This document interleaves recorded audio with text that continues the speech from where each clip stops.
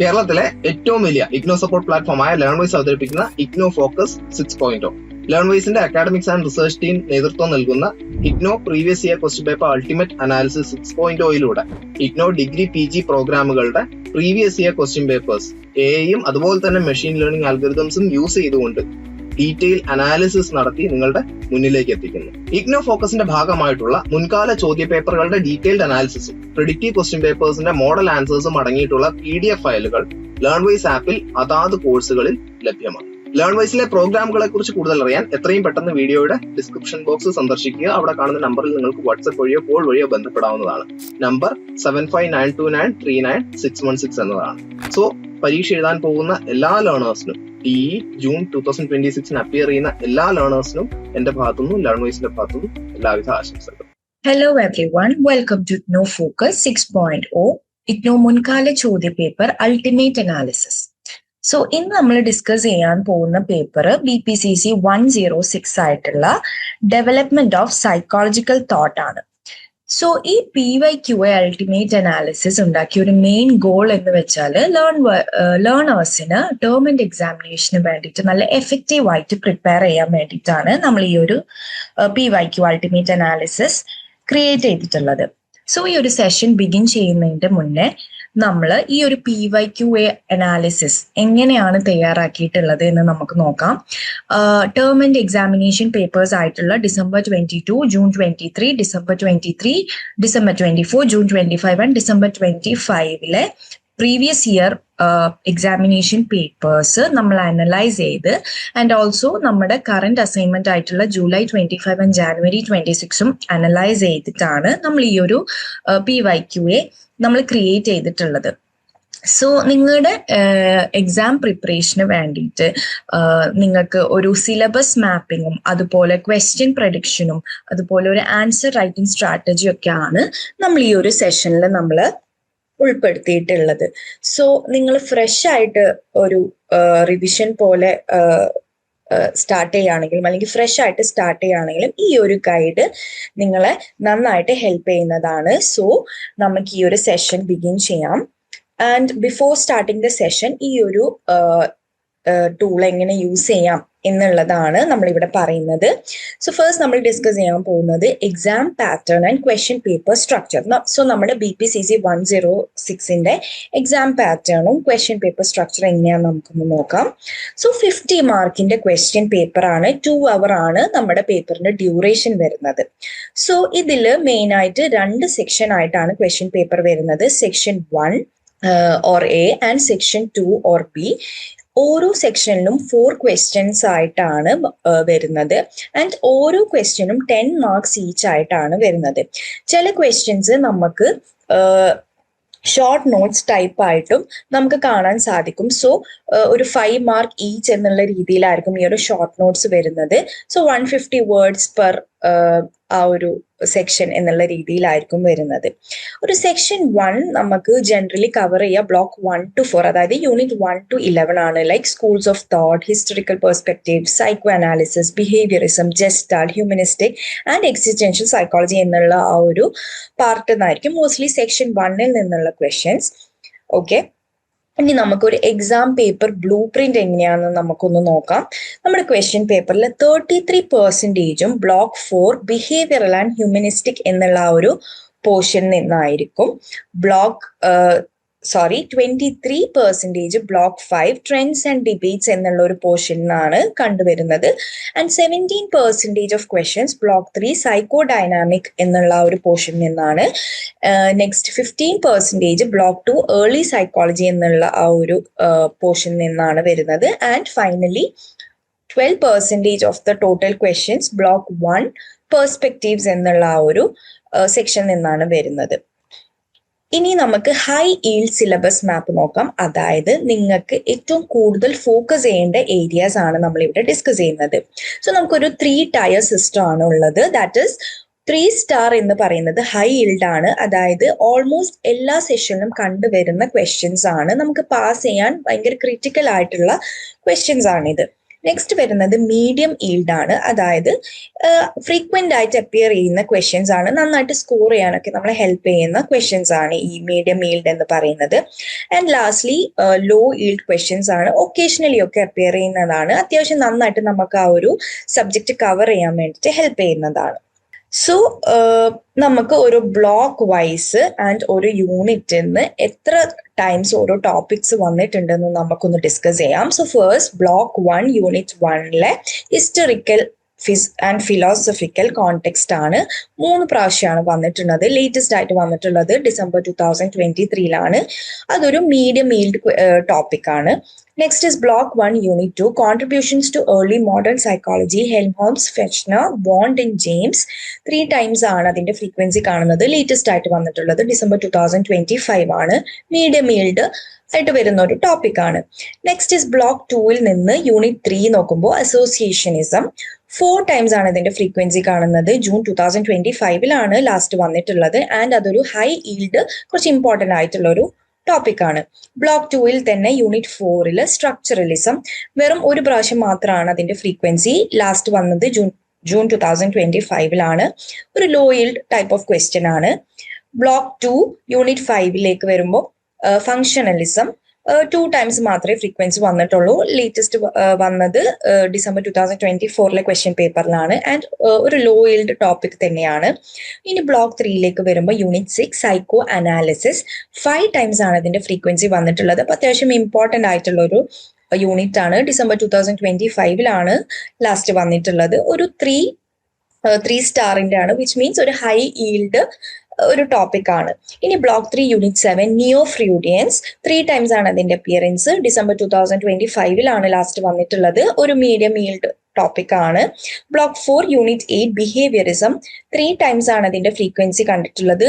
Latest ആയിട്ട് വന്നിട്ടുള്ളത് June 2023 ഒരു മീഡിയം ഈൽഡ് ടോപ്പിക് ആണ്. And block 4 unit 9 neo behaviourism 4 times ആണ് അതിന്റെ ഫ്രീക്വൻസി. ഡിസംബർ 2025 ലേറ്റസ്റ്റ് ആയിട്ട് വന്നിട്ടുള്ളത്. ഒരു ഹൈ ഈൽഡ് ടോപ്പിക് തന്നെയാണ്. ഇനി ബ്ലോക്ക് 4 യൂണിറ്റ് 10 ജസ്റ്റാൾ സൈക്കോളജി അത്യാവശ്യം ഇമ്പോർട്ടന്റ് ആയിട്ടുള്ള ഒരു ടോപ്പിക് ആണ്. 5 തവണ വന്നിട്ടുണ്ട്. ഡിസംബർ 2025 ലാസ്റ്റ് വന്നിട്ടുള്ളത്. ആൻഡ് ഒരു ഹൈ ഈൽഡ് ഏരിയ തന്നെയാണ്. ബ്ലോക്ക് 4 വരുമ്പോൾ യൂണിറ്റ് 11 വരുമ്പോൾ ഹ്യൂമാനിസ്റ്റിക് എക്സിസ്റ്റൻഷ്യൽ സൈക്കോളജി 5 ടൈംസ് ആണ് അപ്പിയറൻസ് വന്നിട്ടുള്ളത്. ഡിസംബർ 2025 ലാസ്റ്റ് വന്നിട്ടുള്ളത്. ഒരു ഹൈ ഈൽഡ് ക്വസ്റ്റ്യൻ തന്നെയാണ്. ഇനി ബ്ലോക്ക് 5 യൂണിറ്റ് 12 വരുമ്പോൾ കുറച്ചധികം ഇമ്പോർട്ടന്റ് ആയിട്ടുള്ള ഒരു ടോപ്പിക് ആണ് കറന്റ് ട്രെൻഡ്സ് ഇൻ സൈക്കോളജി. 7 തവണ നമുക്ക് പാസ് പേപ്പേഴ്സിലൊക്കെ കണ്ടു വന്നിട്ടുള്ള ഒരു ടോപ്പിക് ആണ്. ഡിസംബർ 2025 ഇപ്പോൾ ലാസ്റ്റ് വന്നിട്ടുള്ളത്. ആൻഡ് ഇതും ഒരു ഹൈ ഈൽഡ് ടോപ്പിക് ആണ്. And finally unit 13 in block 5 issues and debates in psychology 4 തവണയാണ് വന്നിട്ടുള്ളത്. ഡിസംബർ 2025 ലേറ്റസ്റ്റ് ആയിട്ട് വന്നിട്ടുള്ളത്. ആൻഡ് ഇതും ഒരു ഹൈ ഈൽഡ് ടോപ്പിക് ആണ്. ഇനി നമുക്ക് യൂണിറ്റ് ഫ്രീക്വൻസി ഓവർവ്യൂ നോക്കാം. അതായത് ഇതൊരു ഹൈ ഈൽഡ് സിലബസ് മാപ്പാണ്. നമ്മളിപ്പോൾ ഈ പറഞ്ഞിട്ടുള്ളത് തന്നെ എത്ര തവണ അതിന്റെ ഫ്രീക്വൻസി ഓരോ യൂണിറ്റിൽ നിന്ന് എത്ര തവണ വന്നിട്ടുണ്ട് എന്നുള്ളതാണ് പറയുന്നത്, ഒരു 0 to 7 സ്കെയിലില്. സോ യൂണിറ്റ് 1 എന്നുള്ളത് 2 ടൈംസ് ആണ് വന്നിട്ടുള്ളത് അതിൽ നിന്ന് ടോപ്പിക്. അതുപോലെ യൂണിറ്റ് 2 3 ടൈംസ് ആണ്. ആൻഡ് യൂണിറ്റ് 3 വരുമ്പോൾ 4 ടൈംസ് വന്നിട്ടുണ്ട്. ഇനി യൂണിറ്റ് 4 and 5 വരുമ്പോൾ ഒരു ലോ ഫ്രീക്വൻസി ആണ്. 1 and 2 ടൈംസ് ആണ് വന്നിട്ടുള്ളത്. യൂണിറ്റ് 6 വരുമ്പോൾ 5 ടൈംസ് അതിന്റെ ഫ്രീക്വൻസി കാണിക്കുന്നുണ്ട്. യൂണിറ്റ് 7 and 8 വരുമ്പോൾ ഒരു മീഡിയം ഈൽഡ് ആണ്, അതായത് മീഡിയം ഫ്രീക്വൻസി ആണ്. ഒരു 3 ടൈംസേ വന്നിട്ടുള്ളൂ. യൂണിറ്റ് 9 വരുമ്പോൾ 4 ടൈംസ് ആണ് അതിന്റെ ഫ്രീക്വൻസി കാണിക്കുന്നത്. യൂണിറ്റ് 10 and 11 5 ടൈംസ് വന്നിട്ടുണ്ട്. ആൻഡ് ഏറ്റവും കൂടുതൽ വന്നിട്ടുള്ളത് യൂണിറ്റ് 12 നിന്നാണ്. 7 ടൈംസ് ആണ് നമുക്ക് പാസ് പേപ്പേഴ്സിൽ കണ്ടു വന്നിട്ടുള്ളത്. ആൻഡ് യൂണിറ്റ് 13 4 ടൈംസ് ആണ് വന്നിട്ടുള്ളത്. ഇനി നമുക്ക് ഒരു യൂണിറ്റ് ഫ്രീക്വൻസി ഓവർവ്യൂ നോക്കാം. അതായത് നമ്മുടെ ഈ ഒരു BPCC 106 ടോപ്പ് 5 മോസ്റ്റ് റിപ്പീറ്റഡ് ആയിട്ടുള്ള ഒരു എക്സാം ടോപ്പിക്സ് ആണ് നമ്മളിവിടെ ഡിസ്കസ് ചെയ്യുന്നത്. സോ ഇത് എന്തായാലും ഫോക്കസ് ചെയ്യേണ്ട ടോപ്പിക്സ് ആണ്. അതിൽ first 7 times number of appearances 7 times ആണ് വന്നിട്ടുള്ളത്. കറന്റ് ട്രെൻഡ്സ്, അതായത് യൂണിറ്റ് 12 നമ്മൾ ഓൾറെഡി പറഞ്ഞിട്ടുണ്ട്. അതിൽ സോഷ്യൽ കൺസ്ട്രക്ഷനിസം, ഫെമിനിസം, പോസിറ്റീവ് സൈക്കോളജി ഇതൊക്കെ ഒരു 7 ടൈംസ് ആണ് ഇതിന്റെ ഫ്രീക്വൻസി കാണുന്നത്. അപ്പൊ അത്യാവശ്യം ഇമ്പോർട്ടന്റ് ആയിട്ടുള്ള ഒരു ടോപ്പിക് ആണ്. നെക്സ്റ്റ് വരുന്നത് ഹ്യൂമനിസ്റ്റിക് എക്സിസ്റ്റൻഷ്യൽ, നമ്മുടെ യൂണിറ്റ് 11 തേർഡ് ഫോഴ്സ്, ഫ്രാങ്കിൾ എന്നൊക്കെ പറഞ്ഞിട്ടുള്ള ആ ഒരു ഏരിയ 5 times ആണ് frequency. Next is gestalt psychology, നമ്മുടെ unit 10 insight learning, field theory, isomorphism, ഇതൊക്കെ 5 times ആണ് വന്നിട്ടുള്ളത്. Next psycho analysis unit 6, Freud's theory and critical evaluation, ഇതൊരു 5 times തന്നെയാണ് വന്നിട്ടുള്ളത്. ഫൈനലി അസോസിയേഷനിസം, നമ്മുടെ യൂണിറ്റ് 3 ബ്രിട്ടീഷ് എംപെരിസിസ്റ്റ്, എബിംഗസ്, തോണ്ടിക് എന്ന് പറഞ്ഞിട്ടുള്ള ആ ഒരു ഏരിയ 4 times ആണ് വന്നിട്ടുള്ളത്. സോ ഇതാണ് നമ്മുടെ top 5 most repeated exam topics വരുന്നത്. ഇനി മോസ്റ്റ് ഇമ്പോർട്ടൻ്റ് ആയിട്ടുള്ള ഹൈ പ്രോബബിലിറ്റി ക്വസ്റ്റ്യൻസ് ആണ് നമ്മുടെ ഗോൾഡൻ ക്വസ്റ്റ്യൻ ബാങ്ക്. സോ അത് ഏതൊക്കെയാന്ന് നോക്കാം. അതിൽ ഫസ്റ്റ് വൺ അസോസിയേഷനിസം. സോ ഇതിൽ നിന്ന് 4 ക്വസ്റ്റ്യൻ, അതിൽ നിന്ന് 1 മോസ്റ്റ് റിപ്പീറ്റഡ് ആയിട്ട് വരുന്നതാണ്. Discuss the contributions of any 3 British empiricist. ഇത് മോസ്റ്റ് റിപ്പീറ്റഡ് ആയിട്ട് most of the previous year പേപ്പേഴ്സിൽ കണ്ടുവരുന്ന ക്വസ്റ്റ്യൻ ആണ്. Next is discuss the contribution of Hermann Ebbinghaus and E.L. Thorndike in അസോസിയേഷനിസം. Discuss the approaches of any 2 learning theorist who have contributed to associationism. Next is critically evaluate Pavlov and Thorndike's view on learning. So ഇതിന്റെയൊക്കെ full answer blue print നമ്മുടെ learn wise ആപ്പിൽ PYQA ബുക്ക്ലെറ്റിൽ available ആണ്. Next topic വരുന്നത് gestalt psychology. ഇതിൽ 4 questions ഉണ്ട്. അതിൽ 2 most repeated ആയിട്ട് വരുന്ന ക്വസ്റ്റ്യൻസ് ആണ്. First one is elucidate the contributions of gestaltist in learning, memory and thinking. ഇത് മോസ്റ്റ് റിപ്പീറ്റഡ് ആയിട്ട് കണ്ടുവരുന്ന ക്വസ്റ്റ്യൻ ആണ്. Next is write a short note on isomorphism. നമ്മുടെ ഷോർട്ട് നോട്ട് ഏരിയയിൽ വരുന്ന ഒരു കൈൻഡ് ഓഫ് ക്വസ്റ്റ്യൻ ആണ്, 150 വേർഡ്സിന്റെ.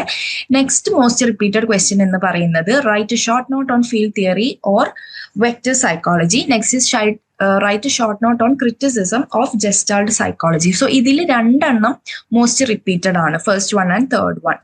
Next is humanistic existential psychology. ഇതിൽ explain the antecedents of third force movement, give a comparative account of humanistic and existential psychology. ഇത് most repeated ആയിട്ട് വരുന്ന ഒരു ക്വസ്റ്റ്യൻ ആണ്.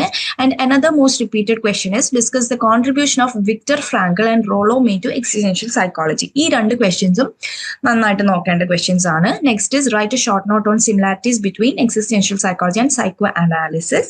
Next is write a short note on will to meaning.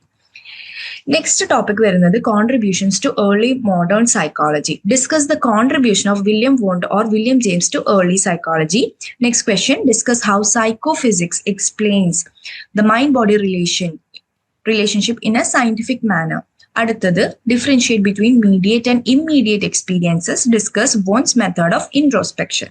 വീട്ടിലിരുന്ന് degree PG പഠിക്കാം.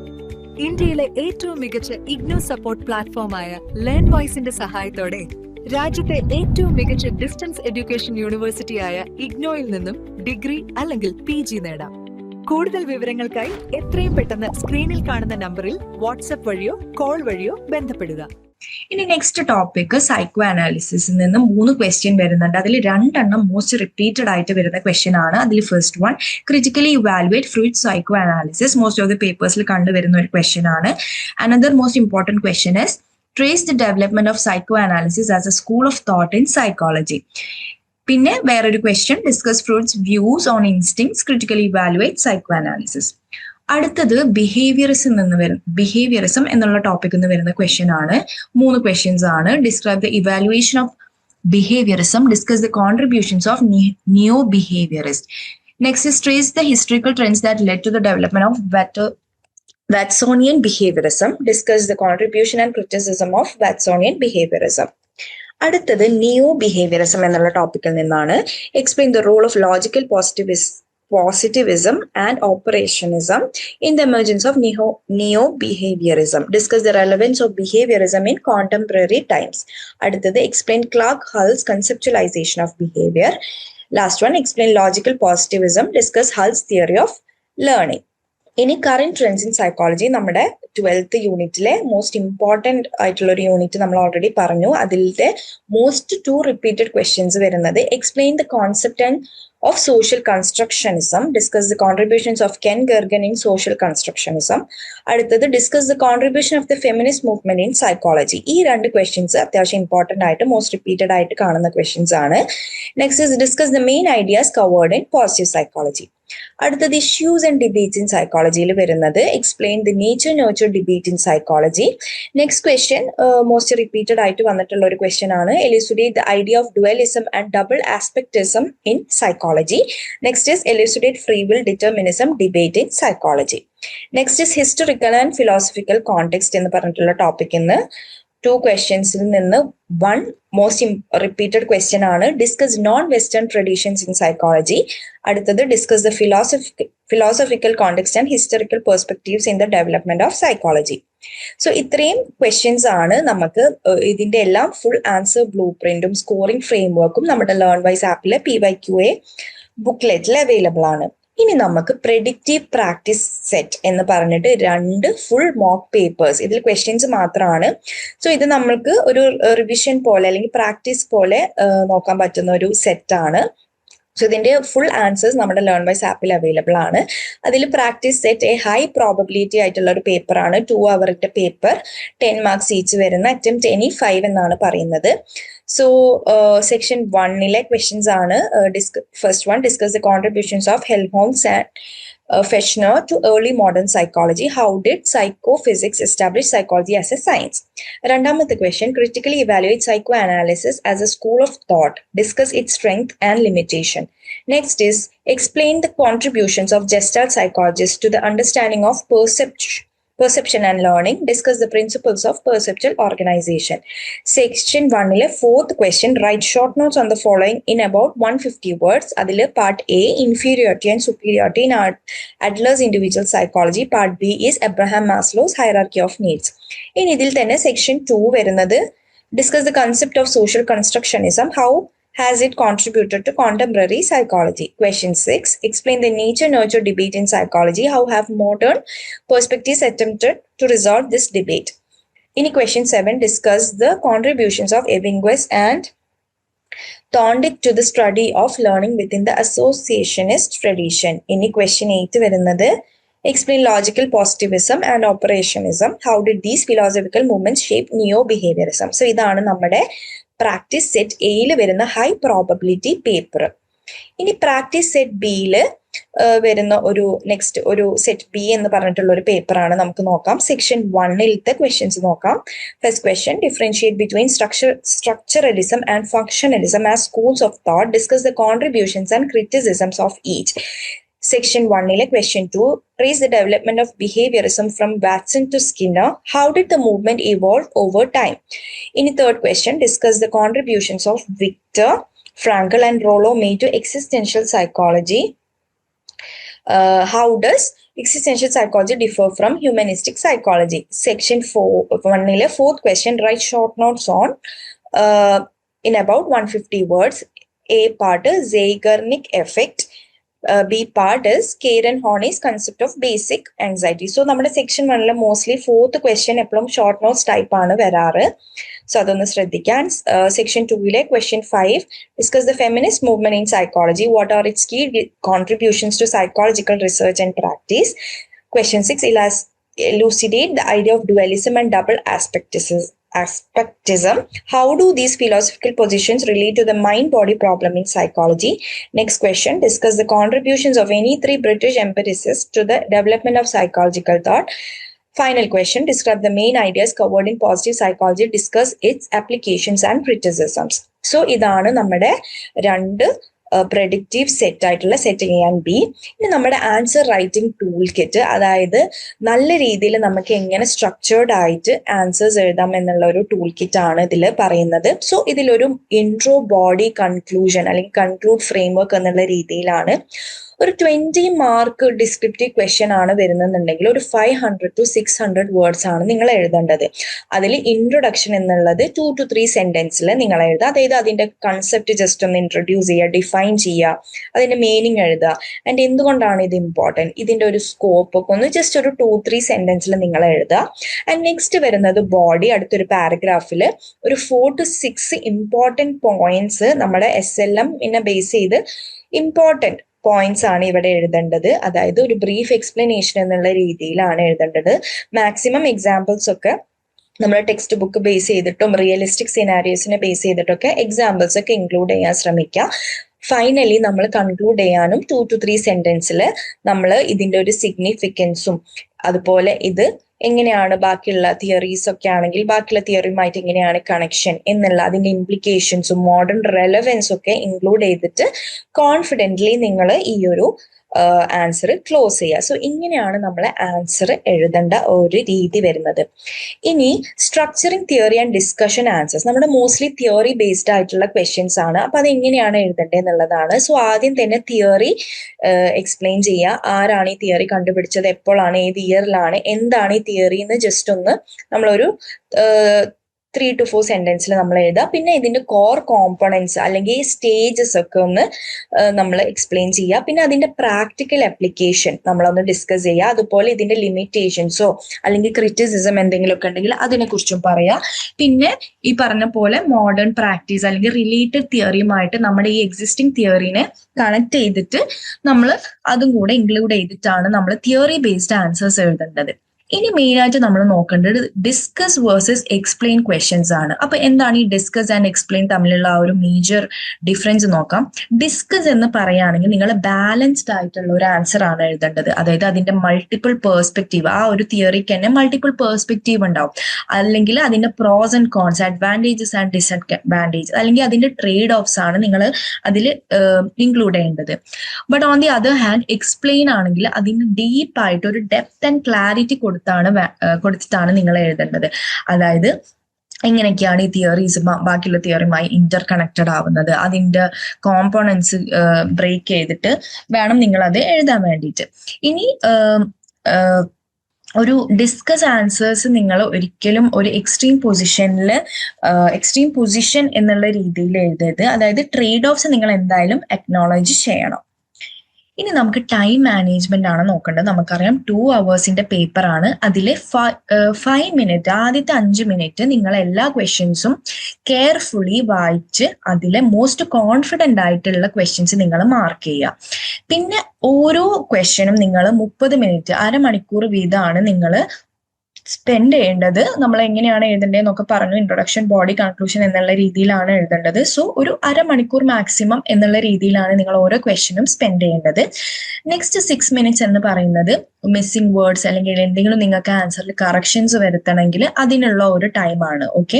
And final ഒരു 15 minutes എന്ന് പറഞ്ഞാൽ നിങ്ങൾക്ക് ആ ഒരു നിങ്ങൾ എഴുതിയ ആൻസേഴ്സിന് ഒരു ഫൈനൽ ഒരു റിവ്യൂ നടത്താൻ വേണ്ടിയിട്ടാണ്. ചെറിയ എന്തെങ്കിലും കറക്ഷൻസ് ഉണ്ടെങ്കിൽ അത് നടത്താം. ഒരിക്കലും ഒരു ഫുൾ ആൻസർ കട്ട് ചെയ്ത് അതിനെ റീറൈറ്റ് ചെയ്യാൻ ട്രൈ ചെയ്യരുത്. So make sure that you focus on quality over quantity. അതായത് 400 വേർഡ്സിന്റെ നല്ല സ്ട്രക്ചേർഡ് ആയിട്ടുള്ള ഒരു ആൻസർ ആണ് നമുക്ക് ഈ ഒരു 800 വേർഡ്സിന്റെ എന്തെങ്കിലുമൊക്കെ എഴുതുന്ന ആൻസറിനെക്കാളും ബെറ്റർ. സോ നമ്മൾ എപ്പോഴും ക്വാളിറ്റീനെ ഫോക്കസ് ചെയ്യുക, ക്വാണ്ടിറ്റി അല്ല മാറ്റർ ചെയ്യുന്നത്. ഇനി പറയാനുള്ളത് നമ്മുടെ ഈ ഒരു ഫുൾ വർക്ക് ഷീറ്റ് ആൻസേഴ്സ് നമ്മളിപ്പോൾ ഡിസ്കസ് ചെയ്ത നമ്മുടെ സെറ്റ് എ ആൻഡ് ബിന്റെ ക്വസ്റ്റ്യൻ്റെ ആൻസേഴ്സും അതുപോലെ ആൻസർ റൈറ്റിംഗ് ടൂൾ കിറ്റും സ്റ്റെപ്പ് ബൈ സ്റ്റെപ്പ് എങ്ങനെയാണ് ഇതിന് ആൻസേഴ്സ് എഴുതേണ്ടത്, നമ്മുടെ കംപ്ലീറ്റ് PYQന്റെ ബുക്ക്ലെറ്റും വിത്ത് ഓരോ നമ്മൾ ഡിസ്കസ് ചെയ്ത ക്വസ്റ്റ്യൻ്റെ ആൻസർ ബ്ലൂ പ്രിന്റും അതുപോലെ പേഴ്സണലൈസ്ഡ് ആയിട്ടുള്ള ഗൈഡൻസ് എങ്ങനെയാണ് എക്സാമിലേക്ക് പ്രിപ്പയർ ചെയ്യേണ്ടത് അതിന്റെ സ്ട്രാറ്റജീസും അതുപോലെ തന്നെ ഹൈ പ്രോബബിലിറ്റി ക്വസ്റ്റ്യൻ പാക്കും ഇതെല്ലാം ഇൻക്ലൂഡ് ചെയ്തിട്ടുള്ളതാണ് നമ്മുടെ ലേൺ വൈസ് ആപ്പിൽ ഉള്ളത്. സോ ഇത് നിങ്ങൾക്ക് അവൈലബിൾ ആവണമെങ്കിൽ please enrol now at Learnwise. ഈ കാണുന്ന നമ്പറിൽ കോൾ ചെയ്യുക അല്ലെങ്കിൽ വാട്സാപ്പ് ചെയ്യുക. ആൻഡ് എന്തൊക്കെയാണ് നമ്മുടെ ലേൺ വൈസ് ആപ്പിൽ അവൈലബിൾ എന്ന് നമുക്ക് ഒന്നും കൂടെ നോക്കാം. Fully worked answers four practice set and practice set B. പിന്നെ കംപ്ലീറ്റ് നമ്മുടെ PYQന്റെ ബുക്ക്ലെറ്റ് ഉണ്ട്. അതിൽ നമ്മുടെ ഓരോ ക്വസ്റ്റ്യന്റെയും ഡീറ്റെയിൽ ആയിട്ടുള്ള ബ്ലൂ പ്രിന്റ് അവൈലബിൾ ആണ്. പിന്നെ അതുപോലെ ഹൈ പ്രോബബിലിറ്റി ക്വസ്റ്റ്യൻ പാക്സ് നമ്മുടെ ലേറ്റസ്റ്റ് സെഷനെ ബേസ് ചെയ്തിട്ട് അവൈലബിൾ ആണ്. Structured guidance on answer presentation and scoring, എങ്ങനെയാണ് നന്നായിട്ട് നിങ്ങൾക്ക് സ്കോർ ചെയ്യാനും ആൻസർ പ്രസന്റ് ചെയ്യാനും അതിന് വേണ്ടിയിട്ടുള്ള ഒരു സ്ട്രക്ചേർഡ് ഗൈഡൻസ് അവൈലബിൾ ആണ്.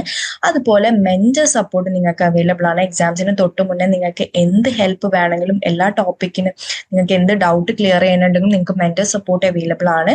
ആൻഡ് നമ്മുടെ ലേൺ വൈസ് അഡ്വാൻസ് ലേണിംഗ് എക്കോ സിസ്റ്റത്തിലേക്ക് ആക്സസും നിങ്ങൾക്ക് അവൈലബിൾ ആയിരിക്കും. സോ ഈ കാണുന്ന നമ്പറിൽ നിങ്ങൾ കണക്ട് ചെയ്യുക.